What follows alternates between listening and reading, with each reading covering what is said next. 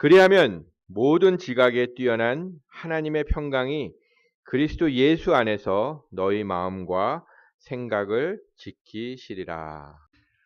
예, 지난주에 이어서 빌립보서 4장 7절 말씀 드리도록 하겠습니다. 지난주에는 고난 중에 유지하는 기쁨에 대해 말씀드렸는데 우리가 고난 중에도 기쁨을 유지할 수 있는 비결은 기도라고 말씀드렸습니다. 그것이 4장 1절에서 6절까지에서 말씀하는 것입니다. 그런데 오늘 말씀은 기쁨뿐만이 아니라 하나님께서 주시는 평강이 기도 가운데 우리를 지켜줄 것이라고 약속하고 있습니다. 다시 한번 4장 6절과 7절 말씀 같이 읽어봤으면 참 좋겠습니다. 우리 6절부터 한번 읽어보도록 하죠. 우리 한 목소리를 한번 읽어볼까요? 예, 4장 6절과 7절 말씀. 예, 제가 미리 말씀을 안 드려서 뒤에서 지금 6절 찾으시느라고 죄송합니다. 그러나 우리 또 성경 가지고 계시니까 같이 한 목소리 한번 읽어보겠습니다. 시작. 아무것도 염려하지 말고 일에 기도와 간구로 너희 구할 것을 감사함으로 하나님께 아뢰라. 그리하면 모든 지각에 뛰어난 하나님의 평강이 그리스도 예수 안에서 너희 마음과 생각을 지키시리라. 자, 이것은 하나님의 약속입니다. 그런데 이 7절을 자세히 보시면 여기에 이상한 점이 하나가 있습니다. 왜냐하면 6절에서는 우리 구할 것을 분명히 하나님께 아뢰라 라고 말을 했는데 이 7절에 우리 구할 것에 대한 언급은 전혀 없습니다. 우리의 문제에 대한 언급은 전혀 없습니다. 우리의 환경에 대한 언급은 전혀 없습니다. 우리가 간구드리는 문제에 대해 어떻게 될 것이다 이런 말씀이 있습니까? 전혀 없습니다. 만약 이 구절이 그리하면 하나님이 너희 간구를 들으사 모든 문제를 해결해 주실 것이다 이렇게 선언했다면 모르지만 그런 언급은 여기 전혀 없습니다. 왜 그럴까요? 그것은 하나님이 관심 있는 것이 그 환경, 우리가 간구드리는 것, 그 문제들이 아닌 바로 우리들이기 때문입니다. 그 문제들이 우리의 기도를 통해서 간단히 해결될 수도 있습니다. 또 우리가 처했던 나쁜 환경들이 우리가 간구드리는 것을 인해서 그냥 간단히 해결되고 더 좋아질 수도 있습니다. 기도를 통해 그런 것들이 가능합니다. 그러나 우리가 기억해야 될 것은 우리가 기도드리는 그 문제들이 더 나빠질 수도 있다는 것입니다. 더 환경이 안 좋아질 수도 있습니다. 우리가 놀라지 말아야 합니다. 하나님의 말씀에서 말하는 해결책은 우리가 간구드리는 문제나 환경을 바꾸어서 우리의 문제를 해결해 주는 것이 아니라 그 환경에 짓눌려 있는 우리를 바꾸는 것입니다. 우리가 믿는 이 예수 그리스도의 영광스러운 복음은 어떠한 환경이든지 어떠한 문제가 있든지 우리로 하여금 승리할 수 있게 해주는 그런 능력을 우리에게 줍니다. 우리의 처해 있는 환경 위로 뛰어넘어 그것을 이길 수 있게 해주는 능력, 그것을 주는 것이 바로 복음의 능력입니다. 그래서 우리가 기도하면서 제일 많이 변화하는 것은 우리의 환경이 아니라 우리 자신입니다. 그것이 하나님께서 원하시는 것입니다. 우리가 문제가 닥칠 때마다 그 문제를 그냥 해결해서 환경을 바꾸어서 기도 응답을 받을 수도 있습니다. 그러나 그런 일이 반복되면 우리가 변하지 않습니다. 하나님께서 원하시는 것은 우리를 근본적으로 변화시켜서 어떤 문제가 닥쳐오든지 어떤 환경에 처하든지 극복할 수 있는 성숙한 사람으로 바꾸어 주시는 것입니다. 오늘 말씀에서 초점을 맞추고 있는 것은 어떻게 그것이 이루어지느냐 하는 것입니다.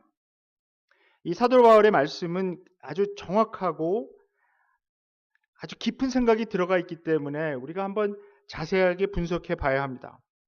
그것은 우리의 마음과 생각이 근본적으로 변화됨으로 가능하다고 말씀하고 있습니다.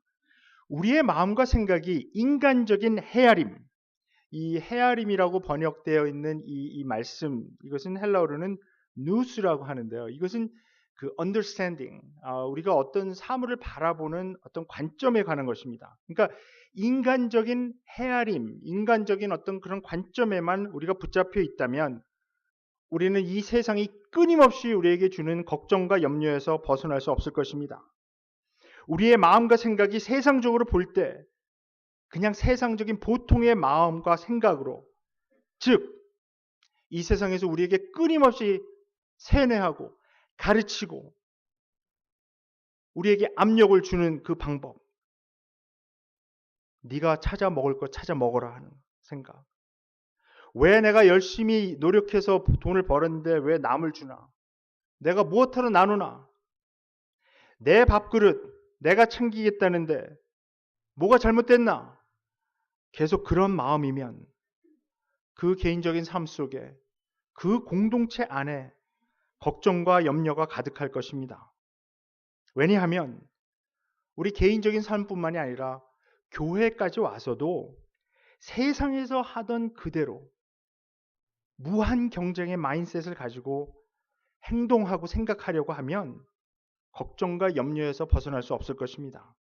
그런 마음이 아닌 하나님의 마음, 예수님의 마음, 성령님의 마음이 우리를 사로잡을 때 우리는 하나님의 평강을 경험하게 될 것입니다. 그래서 사도 바울이 이야기하는 것은 그런 마음이 하나님의 헤아림, 그러니까 우리의 헤아림을 뛰어넘는 하나님의 헤아림, 하나님의 언더스탠딩으로 사로잡힐 때 하나님의 평강이 우리의 마음과 생각을 둘러싸서 하나님의 마음과 생각으로 지배되게 될 때 그 평강을 경험할 수 있다는 것입니다. 하나님의 평화, 하나님의 평강은 하나님 자신으로부터 오는 것입니다. 하나님이 주시는 이 샬롬은 하나님 자신의 고요함, 평온, 그것입니다. 왜 그렇습니까? 하나님은 앞뒤 사정을 완전히 다 아시기 때문에 조금의 앞도, 조금의 미래도 알 수 없는 우리의 헤아림을 뛰어넘습니다. 우리가 불안하고 걱정하고 염려하는 것은 사실 우리가 잠시 후의 미래도 알 수 없기 때문입니다. 미래를 잘 알 수 없기 때문에 내가 가진 것, 내가 이제까지 이렇게 놓은 것, 이것을 내가 지킬 수 있을까? 우리 자녀들이 잘 될 수 있을까? 앞으로 내 비즈니스가 계속해서 잘 될 수 있을까? 여기서 더 나빠질 것인가? 불안한 것입니다. 그러나 우리가 미래를 확실히 안다면 우리는 안도할 수 있습니다. 하나님의 평화는 바로 미래가 보장된 사람들에게 주시는 것입니다. 우리에게 요한계시록을 허락하신 우리 금요일날 목사님께서 요한계시록 세미나 하신다고 하는데 많이 참석해 주시기 바랍니다. 그 요한계시록을 허락하신 하나님의 뜻이 바로 그것입니다. 두려워하고 불안해하지 말고, 왜냐하면 우리가 미래가 다 보장된 사람들이기 때문입니다. 우리는 다 이겨놓은 경기를 하고 있는 선수들입니다. 그래서 지금 고난받고 미치는 것 같고 세상에서 뒤처지는 것 같아도 결국 우리의 미래는 예수님이 십자가 뒤에 부활을 경험하셨던 것처럼 확실히 보장된 미래를 살고 있는 것입니다. 그래서 모든 것을 아시고 모든 것을 주장하시는 하나님의 마음과 생각이 우리의 마음과 생각을 지배할 때, 둘러싸고 주장할 때 우리는 하나님께서 주시는 평화, 평강을 경험할 수 있습니다. 이사야서 55장 8절과 9절에서 이렇게 말씀합니다. 여호와의 말씀에 내 생각은 너희 생각과 다르며 내 길은 너희 길과 달라서 하늘이 땅보다 높음 같이 내 길은 너희 길보다 높으며 내 생각은 너희 생각보다 높으니라, 이렇게 말씀합니다. 하나님의 생각은 우리가 이해하지 못하는 것, 알 수 없는 것을 다 뛰어넘고 아시기 때문에 평안하고 평화롭고 평강이 있는 것입니다. 만약에 우리가 그 하나님의 마음과 생각을 배울 수만 있다면, 그것을 닮을 수만 있다면 우리는 걱정과 염려에서 벗어난 그런 삶을 살 수 있습니다. 근데 여기 마지막에 나오는 동사, 이 지킨다라는 동사가 참 중요합니다. 원래 이 동사는 군사 용어였는데요. 이 빌립보 씨가 이 로마시, 그러니까 이태리에 있던 빌립보시는 지금으로 치면 그리스에 있고요. 이 로마시는 당연히 이태리에 있죠. 여기서 이 마일리 수로 따지면 한 800마일 정도 떨어진 굉장히 멀리 떨어져 있는 곳이죠. 원래 이 빌립보시가 속해 있는 그 지역이 그 그리스의 유명한 알렉산더 대왕 그 나온 마게도니아 지역이기 때문에 여기가 군사적으로, 경제적으로, 정치적으로 대단히 아주 중요한 요충지였습니다. 그래서 이 로마 제국에서는 이 빌립보시를 지키는 것이 굉장히 중요한 문제였었는데, 그래서 여기에 대규모의 그 아주 그 로마 군대 중에서도 그 최정예로 이루어진 그 대규모의 로마 군대를 여기 주둔시키고 있었습니다. 그래서 이 빌립보시에 살고 있었던 사람들에게는 이 지킨다, 이 군사 용어가 아주 익숙했을 것이고, 그리고 또 이 단어를 사용함으로 인해서 이 빌립보서를 받고 있는 이 사람들은 금방 머릿속에 연상했을 것입니다. 세계에서 가장 강력한 이 로마 군대가 빌립보시를 겹겹이 싸서 빌립보시를 보호하고 있는 그런 모습, 그런 그림 금방 연상했을 것입니다.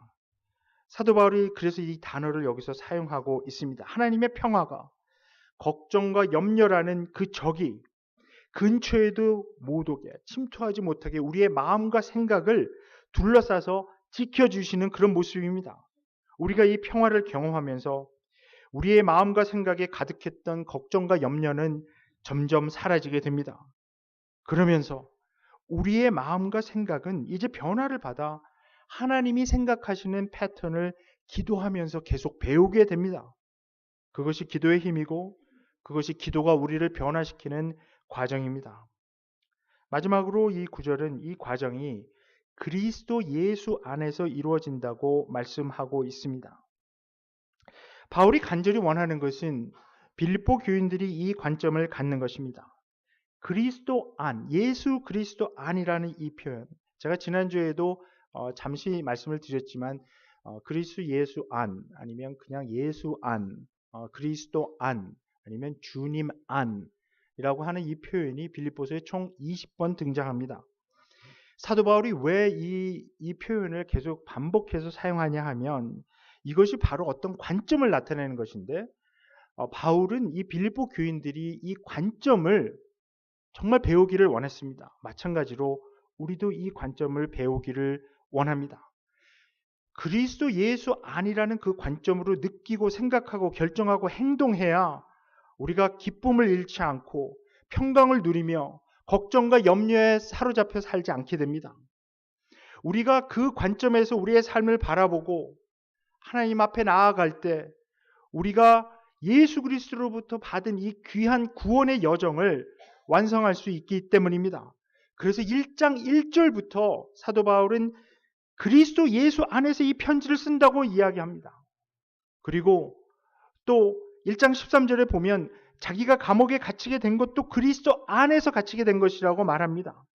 이 그리스도 안에서 보면 사도 바울은 감옥에 있으면서 이 빌립보 교인들을 자랑할 수 있을 것이라고 1장 26절에서 말합니다. 그리스도 예수 안에서만 모든 상황에서 하나님의 평강이 그들의 마음과 생각을 지켜줄 수 있고 그 안에서만 그들이 기쁨을 경험할 수 있기 때문입니다. 그런데 이 그리스도 안이라는 이 표현이 가리키는 것이 구체적으로 무엇일까요?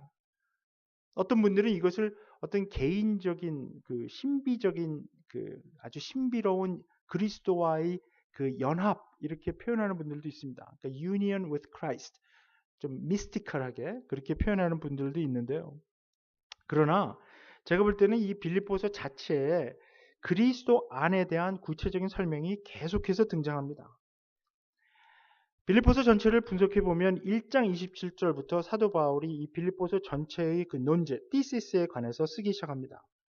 오직 그리스도 복음에만 합당한 생활하라고 권면합니다. 그런데 그렇게 합당한 생활을 하기 위해서 그리스도 안에 있는 어떤 한 가지가 빌립보 교인들에게 꼭 있어야 하는데, 그것이 바로 제가 지난주에도 언급했지만 바로 그리스도의 마음입니다. 그리스도께서 품으셨던 그 생각, 마음입니다. 그 관점, 이 세상을 바라보는 그리스도의 그 관점, 구체적으로 빌립보서 2장 6절부터 11절에 나와 있는 그리스도의 마음입니다. 원래 하나님과 동등하셨던 분이 모든 것을 포기하고 자기의 하나님 되심을 통해 자기 자신을 위해서는 어떤 유익도 취하지 않으시려는 그 마음, 바로 그것입니다. 자기의 지위, 특권, 영광을 자기를 위해서는 사용하지 않고 오직 다른 사람들만 위해서 사용하려는 그런 마음, 자기가 높아지는 것이 아니라 자기는 철저하게 낮아지고 완전히 희생하는 마음, 그리고 그 마음에서 나오는 행동, 그것이 있어야 그리스도의 복음에 합당한 생활을 할 수 있을 거라고 말씀하고 있습니다. 다른 사람들을 위해 죽음에 이르기까지 한없이 약해져서 모든 위험에 자기를 노출시키는 마음과 행동, 그것이 없이는 이 빌립보 교회 공동체가 구원의 여정을 완성하고 구원을 이룰 수 없게 될 것이라고 말씀하고 있습니다. 그 관점이 있어야 그들이 고난의 역경 속에서도 기쁨을 잃지 않고 신실하게 자기들의 구원을 두려움과 떨림으로 완성할 수 있게 되리라고 말씀하고 있습니다. 모든 일을 그 그리스도의 관점으로 보는 것입니다. 우리의 관계 속에서 정말 간절하게 필요한 것이 바로 이 관점입니다. 다른 사람을 바라볼 때 나에게 유익을 가져다 줄 목적물로 보는 것이 아니라 그것이 바로 이 세상에서 가르치는 것입니다.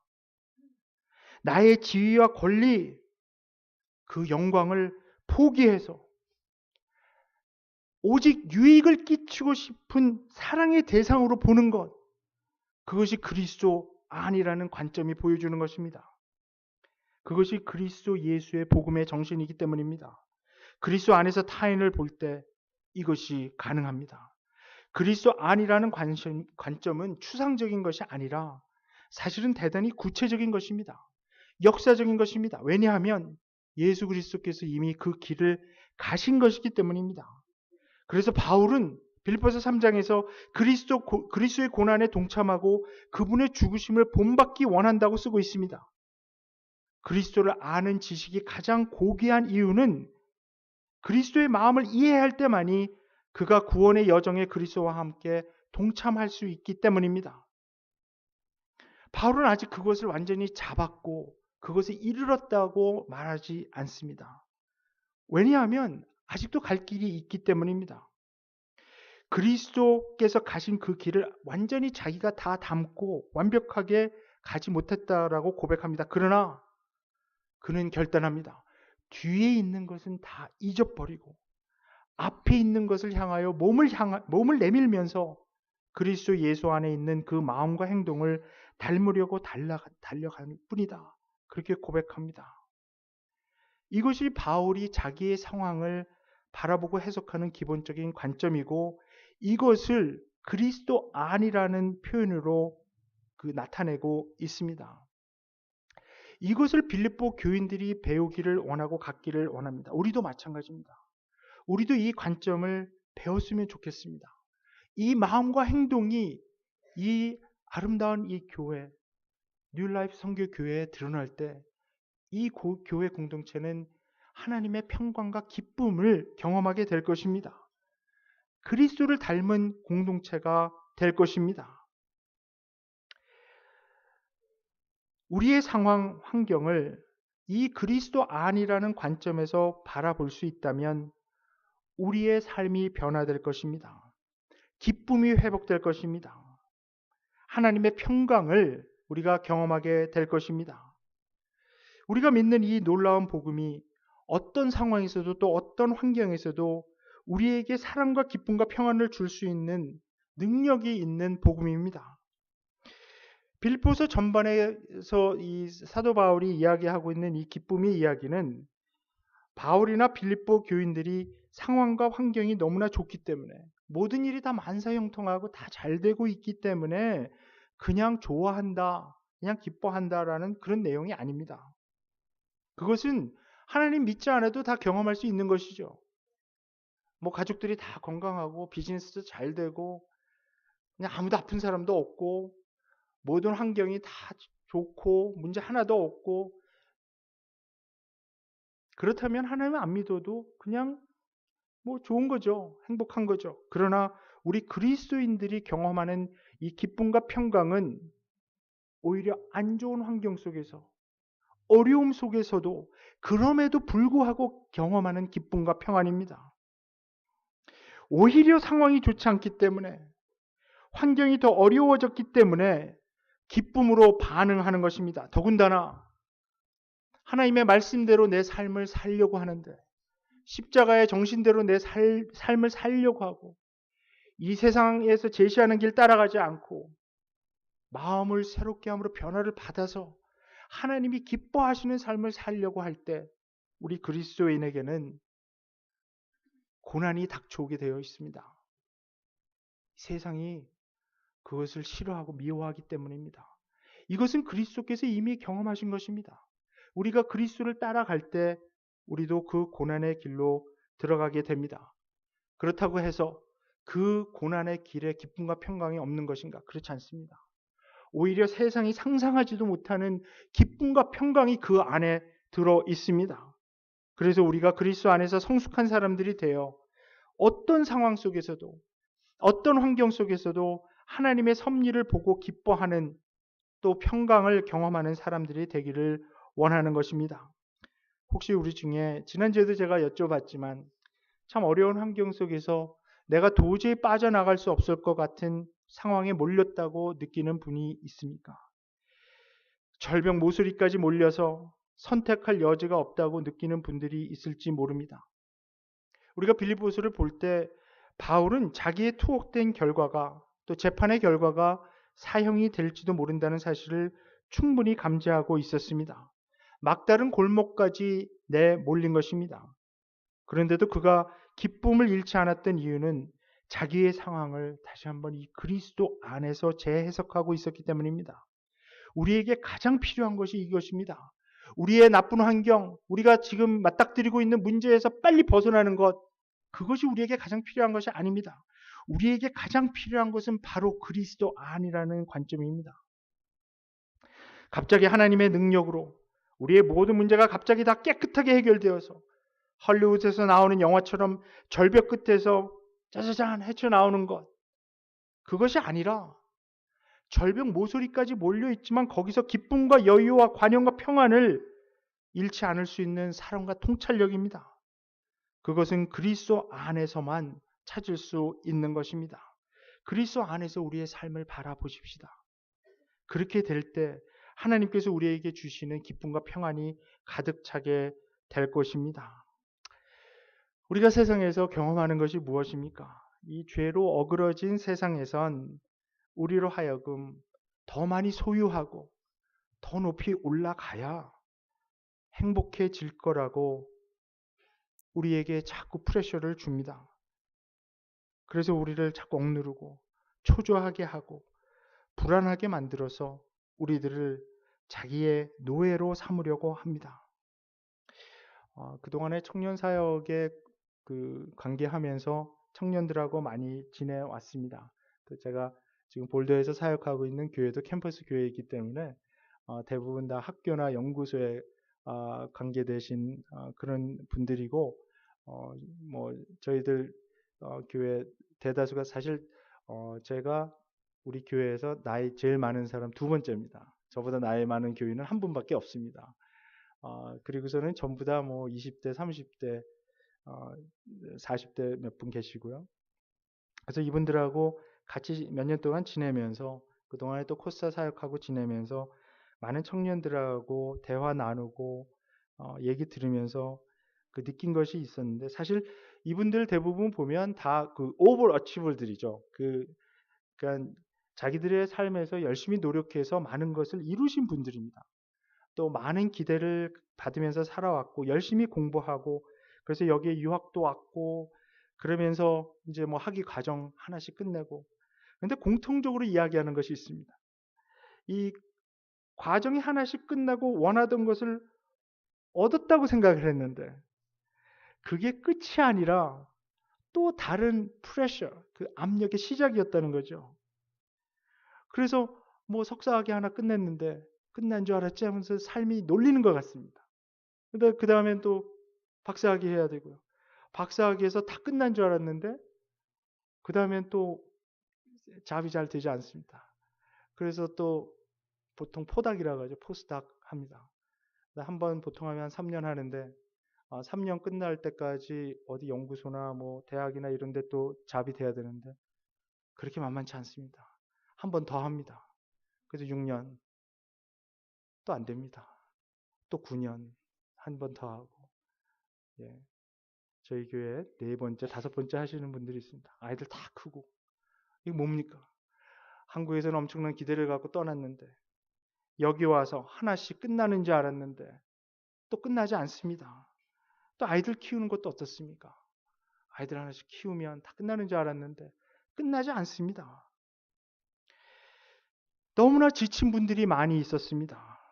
너무나 많은 청년들이 신앙으로 극복해 보려고 했는데 잘 안 된다고 고백합니다. 기도하면 평강을 주신다고 했는데 왜 자기의 삶에는 이 성경에서 말씀하는 약속하는 평강과 기쁨과 자유함이 없냐고 한탄합니다. 무엇이 문제입니까? 진정한 자유를 주시는 예수 그리스도의 복음은 그런 노예 상태에서 우리를 풀어내는 것입니다. 그래서 그런 마인셋에서 억눌려서 끌려다니는 삶이 아니라 더 많이 소유하지 않아도 더 많은 것을 성취하지 않아도 더 높이 올라가지 않아도 그리스도 예수 안에서 참 기쁨과 평강을 누릴 수 있는 것, 그것이 복음이 주는 자유인데 그 근본적인 생각은 바꾸지 않고 세상에서 주는 가치관과 세계관 그대로 그것은 놔두고 내가 더 많이 소유해야, 더 많이 성취해야, 더 많이 올라가야, 더 많이 인정받아야, 그래야 내 삶이 풍요로워지고 내 삶이 더 자유로워지고 더 인정받고 그래야 내가 성공한 사람이 되는 거야. 그 근본적인 생각은 하나도 바꾸어 놓지 않고